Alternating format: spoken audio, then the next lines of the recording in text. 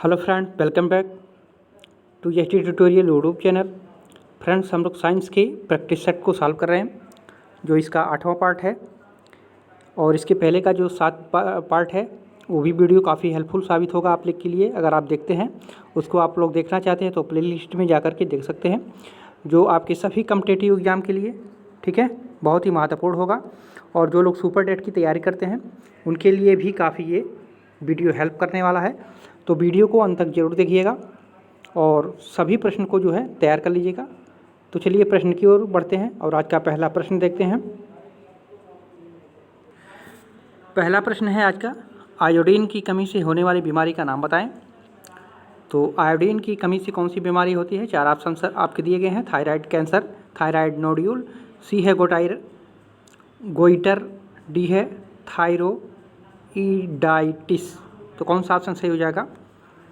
तो सही उत्तर हो जाएगा आपका ऑप्शन नंबर सी, ठीक है, गोइटर।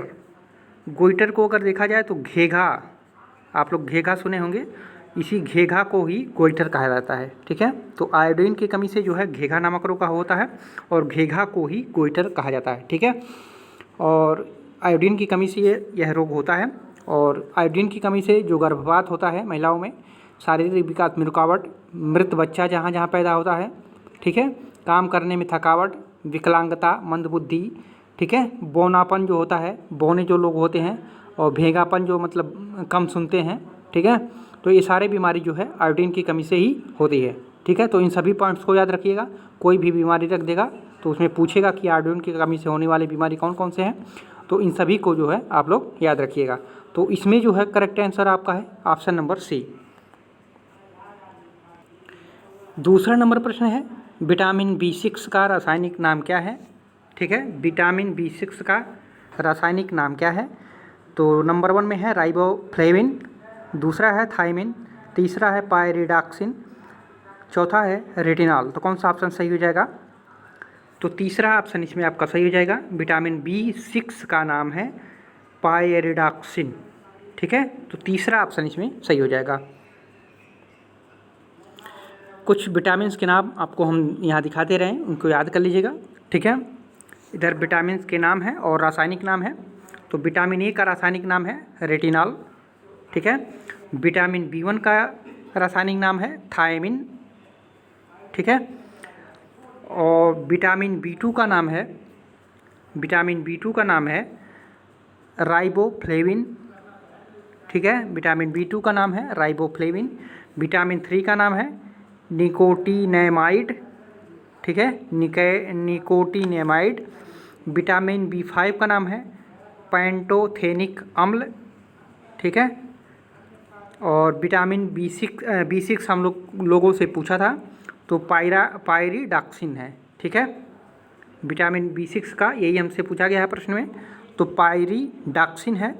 और विटामिन B7 का आपका हो जाएगा बायोटिन, ठीक है। तो सभी को याद रखिएगा, जो है सभी बहुत इंपॉर्टेंट है और ये हमेशा पूछे जाते हैं, ठीक है। तो इतना जो है आप लोग याद रखिएगा। तो विटामिन B6 का पूछा था, तो क्या होगा आपका हो जाएगा यहाँ पे ऑप्शन नंबर 3 पायरिडॉक्सिन। तीसरा नंबर प्रश्न है EEG से, ठीक है। यहाँ पे देखिए, EEG से जिस अंग की कार्य प्रणाली प्रकट होती है वह है, मतलब ये पूछने का इसका मतलब है कि EEG से शरीर के किस अंग का जो है देखभाल किया जाता है, शरीर के किस अंग का रोग का पता लगाया जाता है EEG के द्वारा। तो ऑप्शन नंबर ए में है हृदय, बी में है मस्तिष्क, सी में है कान, डी में है यकृत। तो कौन सा ऑप्शन सही हो जाएगा? तो EEG है जो है वो मस्तिष्क के, ठीक है, मस्तिष्क के इलाज के लिए बनाया जाता है, ठीक है। मस्तिष्क की देखभाल के लिए जो है उसके रोग का पता लगाने के लिए EEG का प्रयोग किया जाता है, ठीक है। तो बी ऑप्शन आपका सही हो जाएगा। यहाँ पे देख लेते हैं थोड़ा सा EEG क्या है, ठीक है।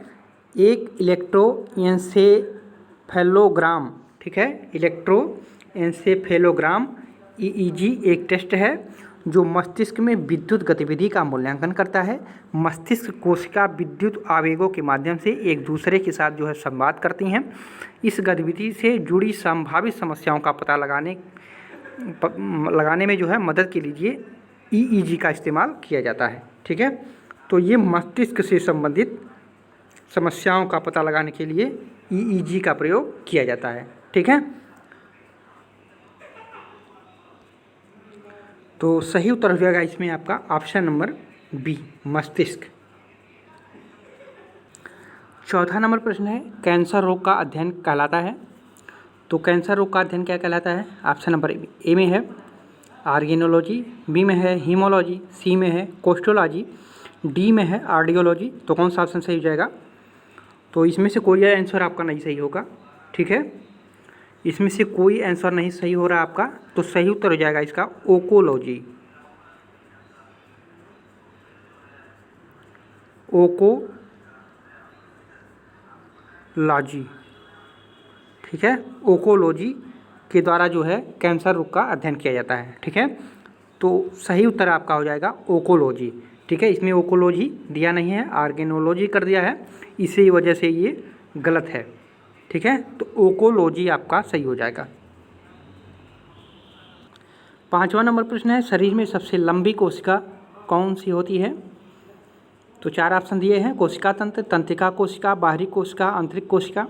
तो कौन सा ऑप्शन सही हो जाएगा? तो बी ऑप्शन आपका सही होगा। ठीक है, तंत्रिका कोशिका जो है शरीर की सबसे लंबी कोशिका होती है। ठीक है, तो बी ऑप्शन आपका सही होगा। छठवां नंबर प्रश्न है, दांत मुख्यतः किसके बने होते हैं? चार ऑप्शन है, सोडियम, कैल्शियम, डेंटाइन, दूध के दांत।